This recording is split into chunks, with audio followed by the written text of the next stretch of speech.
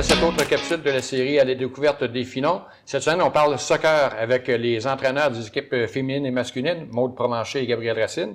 Bonjour à vous deux. Bonjour. Tout d'abord, Gabriel, tu n'en es pas à tes premières armes avec les filons. Ça fait déjà quelques saisons que tu diriges les équipes féminines et masculines au cégep ici. Oui, ça fait au-dessus. Là, c'est ma 10e année comme entraîneur, surtout masculine au début. Puis là, depuis le départ à Maude, j'avais récupéré les équipes féminines aussi. C'est quoi principalement la différence entre diriger des garçons et des filles? L'approche est différente, je te dirais. Les garçons, des fois, ont besoin de se faire parler un petit peu plus directement, tandis que les filles, c'est une approche plus émotive. Ça dépend aussi de la situation. Des fois, l'approche est différente, le style de jeu est différent aussi. Et comment ça se passe en général depuis le début de la saison? On a une très belle saison, 2 bonnes équipes qui performent très bien. Le bassin de recrutement est quasiment juste local, puis étonnamment, on a du très, très bon niveau. Et est-ce qu'on compte sur plusieurs vétérans, autant dans une équipe que l'autre, ou s'il y a plusieurs nouveaux joueurs, joueuses? À chaque année, c'est très balancé. Je te dirais, pour les 2 équipes, là, c'est quasiment la moitié de l'équipe qui est nouvelle, qui sont des recrues.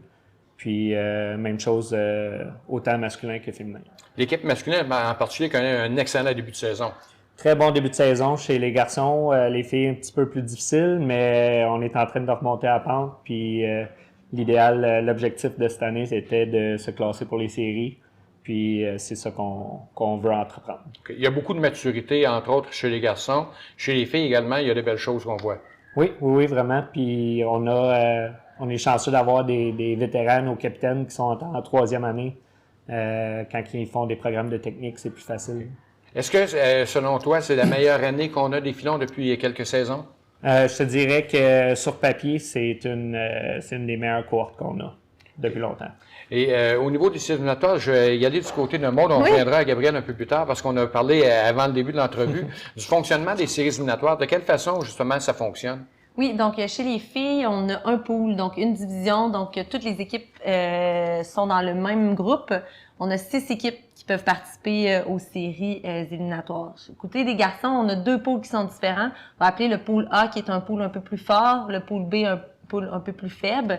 Nous, on fait partie du pool B. Donc, pour avoir accès aux séries, il faut terminer premier du classement du pool B pour pouvoir accéder là, aux séries éliminatoires. Donc, le défi est encore assez grand pour les garçons. Exactement, oui. Okay. Ouais. Mais les chances sont toujours là, autant pour le côté féminin que masculin. Les chances de participer aux séries existent toujours. Absolument, oui. Au niveau des joueurs, est-ce qui souhaiteraient poursuivre leur carrière après leur stage collégial, est-ce qu'il y a des débouchés? On a été chanceux. Cette année, on a 3 anciens du cégep qui sont au niveau universitaire à Sherbrooke. Donc, c'est souvent la route qu'ils vont prendre pour aller au niveau universitaire après. Okay. Est-ce qu'il y a des recruteurs qui assistent à vos matchs? Oui, puis on est souvent en contact. On se connaît, le monde du soccer est petit. Tous les entraîneurs, on se connaît pas mal. Donc, en fin de saison, souvent, ils regardent les statistiques, ils nous font des comptes rendus, ils veulent avoir de l'information sur certaines joueuses, certains joueurs. Donc, on est toujours en communication. Maude, avant d'être entraîneur, tu as également porté des couleurs des filons en tant que joueuse. Oui, absolument. Pendant deux saisons ici là, au cégep, quand j'ai complété là, mon DEC en sciences nature. Puis après ça, j'ai joué comme Gabriel, universitaire Rouge et Or de l'Université Laval.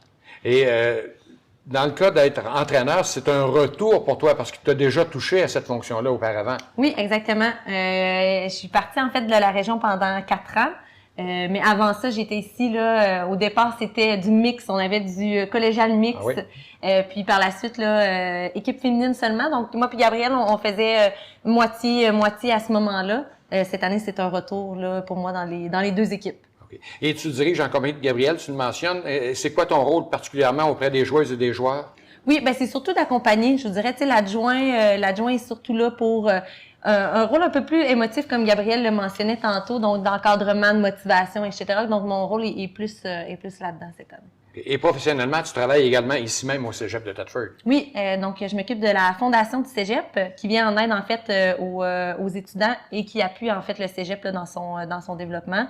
Donc c'est aussi un nouveau poste avec mon retour là, l'année dernière. Donc ça fait 1 an là, que j'occupe ce poste-ci. Et comment tu qualifierais justement l'expérience de coaching en compagnie de Gabriel Ah, ben là, nous, on est un duo depuis longtemps, là, de longue date. Fait qu'on a une passion, en fait, qui est commune, le soccer. Donc, c'est toujours orienté là-dessus. Puis ça fait des années qu'on se connaît, donc ça devient facile de coacher. Ouais, c'est ça, on peut dire ça.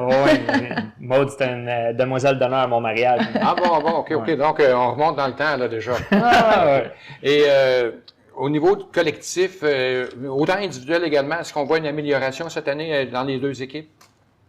De niveau collectif, dans les deux équipes, certainement, on voit que le groupe est très soudé cette année. Autant chez les filles que les gars, on voit que l'esprit d'équipe, je pense que c'est une des meilleurs esprits d'équipe qu'on a eu depuis très, très, très longtemps. Donc, la chimie, ça paraît sur le terrain. Okay. Et individuellement, le talent est là également? Ben, le soccer, en général, d'année en année, on voit qu'il y a un niveau de technicien qui se développe, qui part de l'Europe, puis qui s'en vient de plus en plus ici. Donc, ça, puis les jeunes, ça paraît, ils font des cliniques de développement depuis qu'ils sont tout petits. Fait que le niveau technique est vraiment meilleur qu'il l'était auparavant. Et outre les parties qui sont à peu près 1 ou 2 par semaine selon le calendrier, il y a des entraînements également? Oui, entraînement tous les lundis, mercredis. Puis les matchs sont surtout vendredi, samedi, dimanche. Okay. Donc, il y a beaucoup de sérieux. Là. On ne vient pas seulement pour s'amuser, il y a vraiment une discipline à respecter. On vient pour compétitionner. Okay. La plupart des terrains, Maud, tu as joué longtemps, tu le mentionnes, aujourd'hui sont faits de surface synthétique.